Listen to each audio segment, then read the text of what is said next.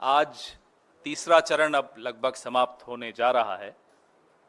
93 सीटों पर आज चुनाव हो रहा है और पिछले 2 चरणों में जो हाव भाव आपने देखे, हम सब ने देखे, पूरे विश्व ने देखे, देख के शर्मिंदगी भी हुई कि इतने बड़े लोकतंत्र के प्रधानमंत्री किस तरह की बातें कर रहे हैं, क्या जबान का इस्तेमाल कर रहे हैं। हार जीत सबने देखी है, हम सबने भी देखी है, लेकिन हारते वक्त अपना संतुलन खो देना ये इस देश ने कभी नहीं देखा।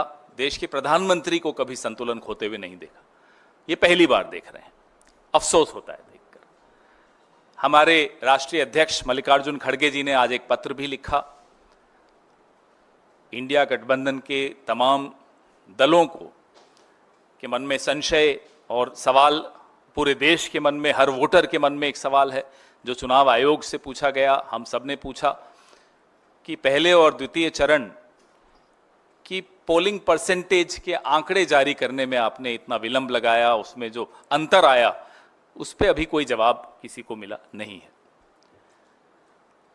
आपने देखा कि अभी तीसरे चरण के पहले बड़े पारिवारिक माहौल में प्रधानमंत्री इंटरव्यू दे रहे हैं, मोदी का परिवार, वैसे वाले इंटरव्यू जिसमें आम, गुठली, पॉकेट मनी, टॉनिक,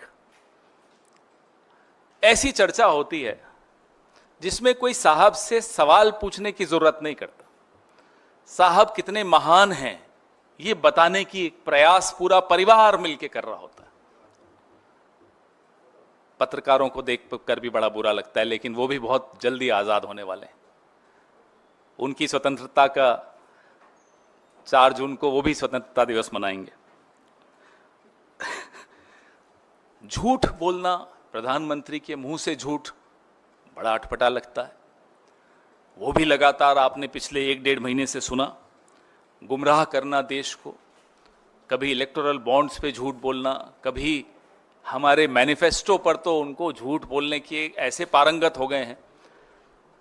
हम उनको कहते हैं आप दिन भर उड़न खटोले में घूम रहे होते हो, एक आध कॉपी रख लीजिए ना मैनिफेस्टो की, हमारी पढ़ लीजिए रास्ते में।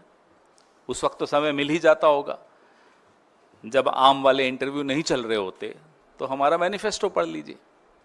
नहीं, वो भी नहीं पढ़ना साहब को। अब ये एंटायर पॉलिटिकल साइंस की एक अजब सी बीमारी है, बिना पढ़े उस विषय पे झूठ बोलना है। ये एंटायर पॉलिटिकल साइंस की एक विशेषता है। ये डिग्री है, आपने शायद सुना होगा, प्रधानमंत्री पूरे विश्व में इकलौते व्यक्ति हैं जिनको ये डिग्री मिली, एंटायर पॉलिटिकल साइंस। उसकी खूबी यही है कि आपको किताब देखनी नहीं है, न्याय पत्र हमारा देखना नहीं है, लेकिन अपने मन घड़त बातें, कभी हिंदू मुसलमान, कभी मंगलसूत्र, कभी मछली, कभी मटन। गुजरात तक चुनाव आया तो पाकिस्तान भी घुस गया चुनाव में, उसकी भी जिक्र शुरू हो गया। दूसरे चरण के अंत तक इस विश्व में शर्मसार कर देने वाली एक ऐसी घटना हम सबकी नजरों में आई, आप सबकी नजरों में आई, जिसमें प्रधानमंत्री की पार्टी, मोदी का परिवार का एक अभिन्न सदस्य प्रज्वल रेवन्ना भी था। 2900 यौन अपराध के वीडियो, विश्व का सबसे बड़ा यौन अपराध, world's biggest sex crime, Prajwal Revanna, Modi का परिवार, ये भी हम लोगों ने देखा। और हैरानी की बात है कि ये आम गुठली के जो इंटरव्यू चलते हैं, इसमें प्रधानमंत्री माफी नहीं मांगते प्रज्वल रेवन्ना वाले मामले पर। और माफी क्यों मांगनी चाहिए मैं ये आपको बताता हूं। यह प्रज्वल रेवन्ना जिस पार्टी से संबंधित हैं, उस पार्टी से गठबंधन भाजपा का हो उससे पहले भाजपा के एक वरिष्ठ नेता कर्नाटक के देवराज गौड़ा पत्र लिखकर अमित शाह को सूचित करते हैं कि प्रज्वल रेवन्ना पे इतने गंभीर आरोप हैं। फिर भी गठबंधन होता है, प्रज्वल रेवन्ना जॉइंट कैंडिडेट होता है भाजपा का और जेडीएस का। प्रधानमंत्री प्रचार करते हैं उनके लिए और कहते हैं इस बलात्कारी को वोट दोगे तो मुझे वोट मिलेगा, मुझे मजबूती मिलेगी। ये स्थिति आ गई इस देश के प्रधानमंत्री की। 400 पार का नारा और एक बलात्कारी की सहायता चाहिए अब आपको। और बलात्कारी भी कोई छोटा मोटा नहीं, 3000। सोचकर शर्म आती और घिन आती कि हमारी राजनीति में ऐसे लोग हैं और उनका स्थान है, और वो भी ऐसा स्थान कि मोदी जी के परिवार में स्थान है उनका। रूह कांप जाती है कि जिस देश के राजा को यह इसमें कोई खामी नहीं नजर आती, प्रज्वल रेवन्ना से हाथ मिलाने में कोई खामी नहीं नजर आती, उसके लिए प्रचार करने में कोई खामी नहीं नजर आती, उस राजा की प्रजा में महिलाएं सुरक्षित कैसे रह सकती हैं, मुझे यह बताइए आप। बृजभूषण शरण सिंह, अरे जब मेडल मिला तो मेडल से चिपक कर ऐसे खड़े थे साहब जैसे खुद जीत कर लाए हो। ये बेटियां मेरे परिवार की बेटियां हैं बोल रहे थे। क्या हुआ उन सदस्यों को, परिवार के सदस्यों को? बृजभूषण शरण सिंह का परिवार ज्यादा महत्वपूर्ण है आपके लिए। ये सब पूरा देश ने पिछले 2 चरणों में देखा। हर चीज उधार की। जब ये सरकार बना रहे थे तो जो योजनाएं थी वो यूपीए से ली, नाम बदल दिए।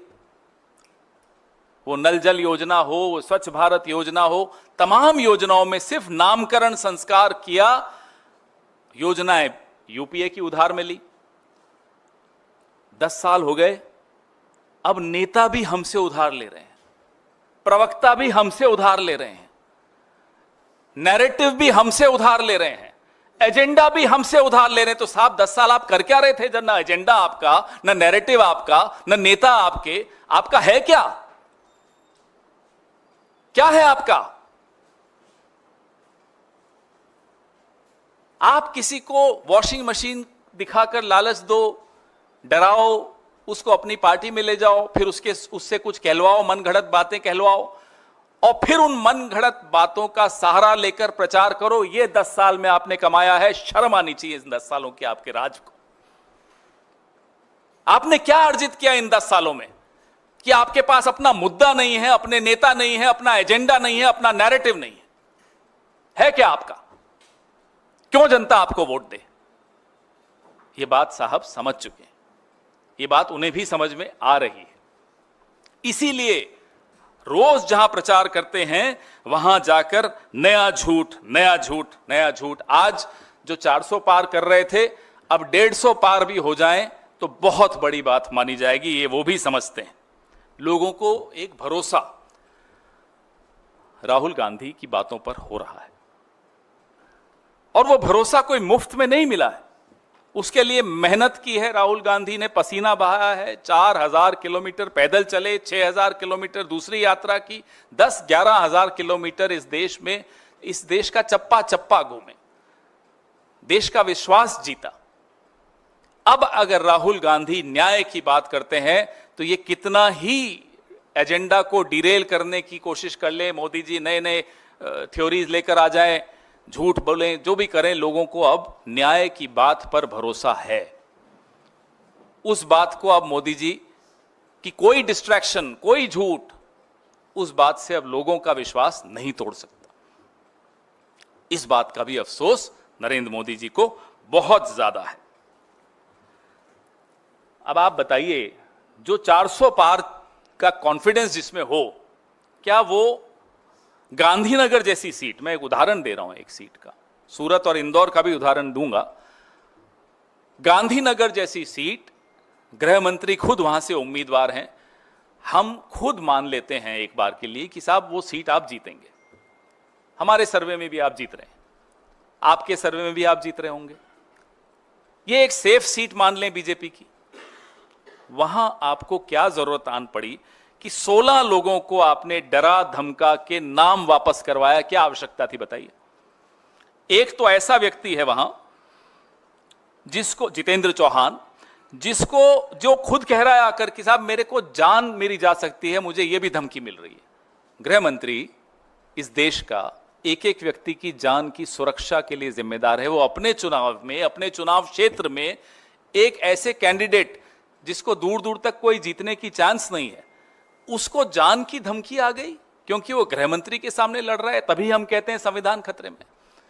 सूरत को देखकर हम कहते हैं संविधान खतरे में, इंदौर को देखकर हम कहते हैं संविधान खतरे में है, गांधीनगर को देखकर हम कहते हैं संविधान खतरे में है, और रही सही कसर हमारे राजस्थान की उप मुख्यमंत्री खुद आकर आज बोल गई वीडियो पर कि हां संविधान बदलेंगे। राजस्थान से ज्योति मिर्धा बोल चुकी हैं, दिया कुमारी जी बोल चुकी हैं, उत्तर प्रदेश से अरुण गोविल जी बोल चुके हैं, अनंत हेगड़े जी बोल चुके हैं। अब और कितना लोगों से कहलवाना है आपको? वाकई संविधान पर इनकी नजर खराब है, नीयत खराब है, ये बदलने के लिए आतुर हैं। जब 272 पे सरकार बन सकती है तो 400 की आवश्यकता क्यों है? ये सवाल आप अपने आप से पूछिए, इनसे पूछिए। इनसे तो आप क्या पूछेंगे? आम गुठली के इंटरव्यू होते हैं यहां तो और कोई सवाल होते ही नहीं है गंभीर, और साहब को भी ऐसे सवाल बड़े पसंद आते हैं, इसलिए इनसे तो आप नहीं पूछ पाएंगे।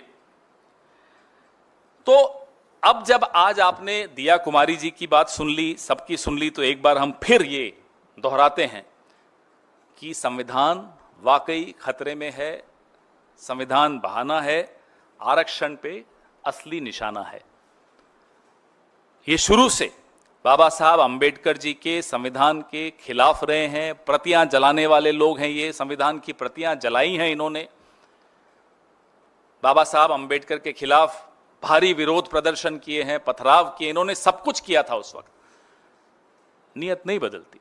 100 साल से जो इनकी तपस्या चल रही है, ये 400 सीटें लाएंगे, उसके बाद संविधान को खत्म कर देंगे।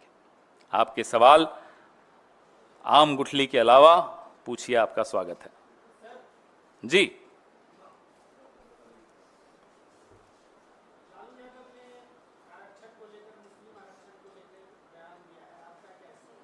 संविधान की बात कर रहे थे, क्या संविधान में धार्मिक आरक्षण का स्थान है? पहले आप ये पढ़ लीजिए, फिर सवाल पूछिए।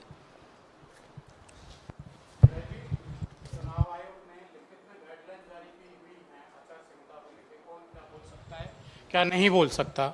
ऐसे में प्रधानमंत्री लगातार और उनकी पार्टी के लोग भी लगातार उन पे बोले जा रहे हैं, धर्म के नाम पे, झूठ के नाम पे। आप इलेक्शन कमीशन भी गए, लेकिन वहाँ आपकी नहीं सुनी गई। इसके अलावा भी जिसके ऊपर जिम्मेदारी है भारत के संवैधानिक ढांचे की रक्षा की, सुप्रीम कोर्ट में या दूसरी अदालतों में, तो वहाँ का दरवाजा क्यों नहीं कांग्रेस खटखटाती है? देखिए, अभी जो दौर चल रहा है, जनता के दरवाजे पे हम सब खड़े हैं, वो भाजपा हो, कांग्रेस हो, सबसे बड़ी अदालत के दरवाजे पे हम लोग खड़े हैं। इस अदालत का निर्णय आने वाला है, 4 जून को आएगा, और हमें मालूम है कि वो हमारे पक्ष में जा रहा है। हम सबको देख रहे हैं। आपने नाम लिए इंस्टीट्यूशंस के, संवैधानिक संस्थाओं के, सबको सब देख रहे हैं, हम भी देख रहे हैं। वक्त आएगा, चिंता मत कीजिए।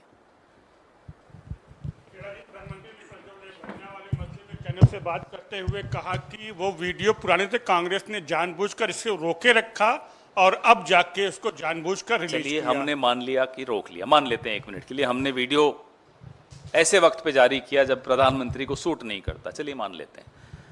देवराज गौड़ा का पत्र तो 2023 में ही आ चुका था अमित शाह जी के पास, मोदी जी के पास। उन्हें तो मालूम था कि ऐसे वीडियो हैं, और यूक्रेन का वॉर रुकवा देते हैं पप्पा। तो जो पप्पा यूक्रेन और रशिया का वॉर रुकवा सकते हैं, सारी एजेंसियां उनके सामने थरथर कांपती हैं, पत्ता इस विश्व का उनकी परमिशन के बगैर, उनकी अनुमति के बगैर नहीं हिलता। उनकी इंटेलिजेंस एजेंसीज को नहीं मालूम था ये वीडियो हैं? कांग्रेस की इंतजार कर रहे थे। हम यह भी जानना चाहते हैं, इमिग्रेशन तो केंद्र सरकार के अंडर आती है, ये भागे कैसे? किसने भगाया? मोदी जी को कई जवाब देने हैं, वो आम गुठली से बाहर निकले, इंटरव्यू लेने वाले तो जवाब दें ना बेचारे। आपने इमिग्रेशन की बात की, उस पर भी प्रधानमंत्री ने कहा कि कर्नाटक की सरकार ने अपने एयरपोर्ट पर, क्या इमिग्रेशन हमें दे दी? एयरपोर्ट पे इमिग्रेशन ब्यूरो केंद्रीय सरकार का, उसके तहत आता है, BACS के तहत आता है, जो सीधा गृह मंत्रालय के तहत आता है। अब 10 साल में कोई आदमी सरकार में हो, उसको ये ज्ञान ना हो, तो 11वां साल भी नहीं होना चाहिए उसको, एक दिन ऊपर नहीं होना चाहिए उस सरकार में उसको। बीजेपी ज्वाइन की है राधिका खेड़ा भी, जो आपकी कांग्रेस पार्टी में थी, और उन्होंने आरोप लगाया है कि जो कांग्रेस पार्टी में राम मंदिर के दर्शन करने जाता या राम का झंडा लगाता पार्टी उन्होंने लगाया आरोप, आपने सुन लिया, आपने सवाल पूछ लिया। दीपेंद्र हुड्डा गए थे, क्या हुआ? उनको टिकट नहीं मिली। एक सेकेंड, विक्रमादित्य सिंह गए थे, क्या टिकट लड़ नहीं रहे मंडी से, हरा रहे हैं कंगना रनौत को? बता रुक जाइए।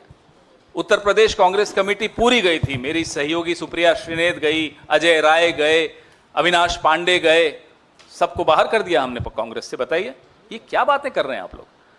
मंदिर जाने से कोई किसी को रोकेगा या किसी के अनुमति से या किसी के आमंत्रण से जाएगा? लोकतंत्र खत्म हो गया इस देश में। कोई सर्कुलर देखा आपने कांग्रेस पार्टी का कि मंदिर नहीं जाना? चलिए छोड़िए सर्कुलर को, मैं आपसे पूछता हूं, दीपेंद्र हुड्डा को टिकट मिली या नहीं मिली? कोई कह दे कुछ भी, आप मान लेते हैं और सवाल पूछते हैं। सर आपने पवन जी इधर।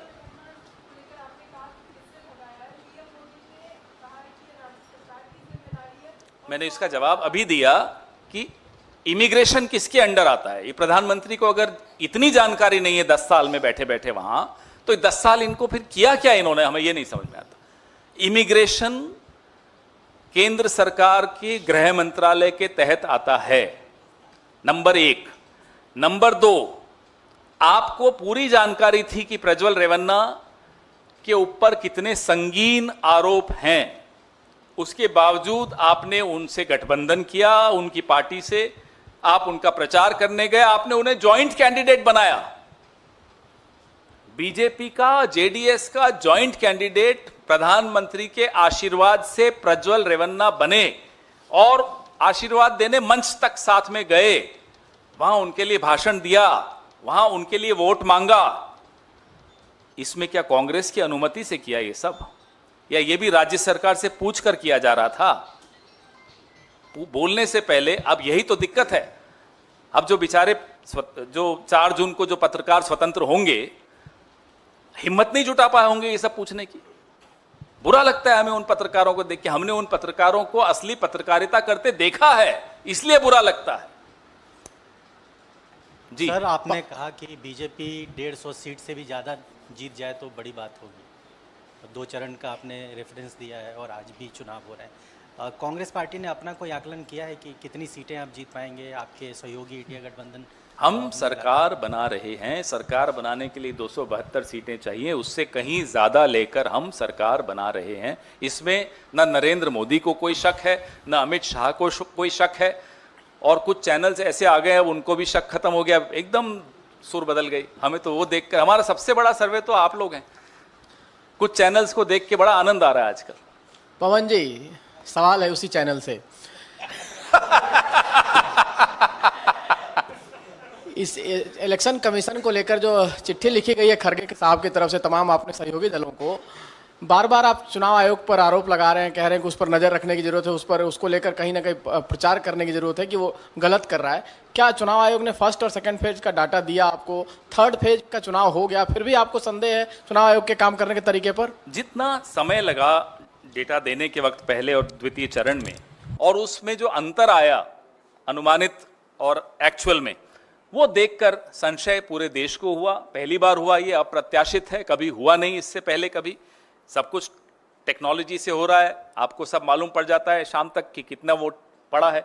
उसके बाद अगर इतना समय लगता है और इतना अंतर आता है, 6% का है, 6%, तो ये हैरान कर देने वाली बात तो है ही। हाँ जी, और हाँ पूछिए, 2 पूछिए, आपका चैनल तो अब 2 पूछ सकता है। सवाल यह है कि सर अमेठी और रायबरेली में आपको 2 बड़े नेताओं को लगाना पड़ रहा है, प्रियंका गांधी के साथ 2 मुख्यमंत्रियों को लगाना पड़ रहा है। इतनी चिंता है अमेठी और रायबरेली में, आपको लग रहा है कि वहां भी आपको सीट फंस सकती है? देखिए अब जैसे यहाँ दिल्ली में हमने सचिन पायलट जी को भी लगाया एक सीट पर, अलग अलग सीटों पर हमने अलग अलग वरिष्ठ नेता लगाए हैं। परसेप्शन का बैटल है साहब, हम सीख गए, इनसे कुछ ज्यादा सीख लिया अब हम। आप परसेप्शन की बात करते हो, चलो हम बताते हैं परसेप्शन। रात की नींद हराम हो रखी है वहां सबकी, और यहां भी सबकी। यहां तो हमारे साहब बहुत परेशान है अमेठी को लेकर।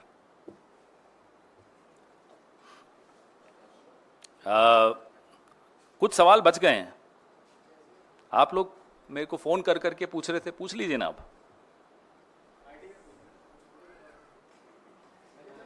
मैं पढ़ रहा हूं, मेरे को आया है सवाल, वही पढ़ रहा हूं। मेरे को कुछ आए थे आपके वहाँ से किसी चैनल से ही।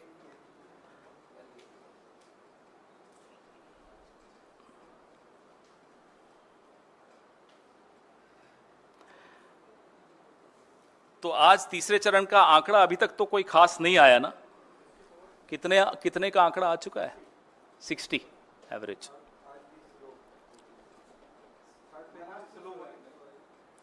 Third slow. अच्छा, आसाम में अच्छी हुई है, तेज हुई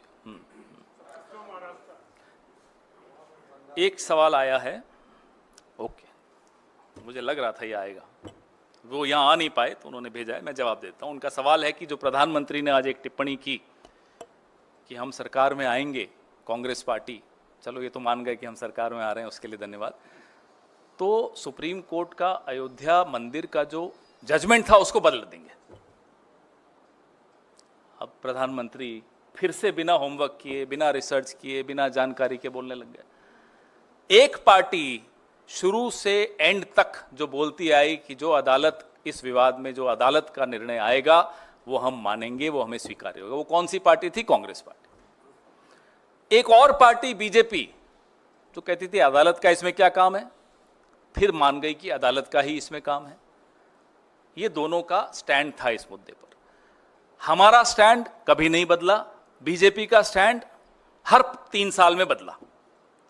तो प्रधानमंत्री को बोलने से पहले फिर सोच लेना चाहिए। कांग्रेस पार्टी सदैव पक्षधर रही है। कोई भी ऐसा विवाद हो, न्यायालय के माध्यम से ही उसका हल निकलना चाहिए। अगर उसका हल आपसी भाईचारे में बैठकर नहीं हो पा रहा है तो न्यायालय ही उसका उत्तर है। यह संवैधानिक एक ढांचा है, यही संवैधानिक व्यवस्था है। प्रधानमंत्री को संवैधानिक व्यवस्था पर भरोसा नहीं है, ये इस बात का सबूत है।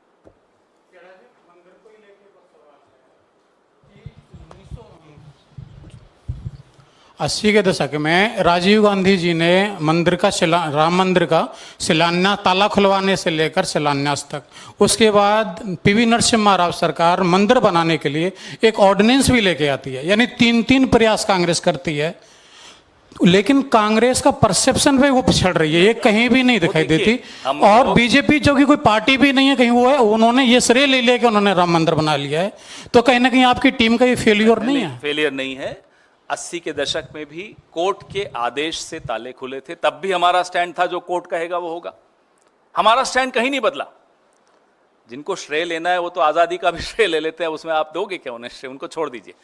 श्रेय किसी भी विवाद के निपटारे का श्रेय संवैधानिक व्यवस्था को जाता है। इस पर्टिकुलर उदाहरण में संवैधानिक व्यवस्था में कोर्ट, अदालत, न्यायालय ने जो कहा वो हुआ। धन्यवाद।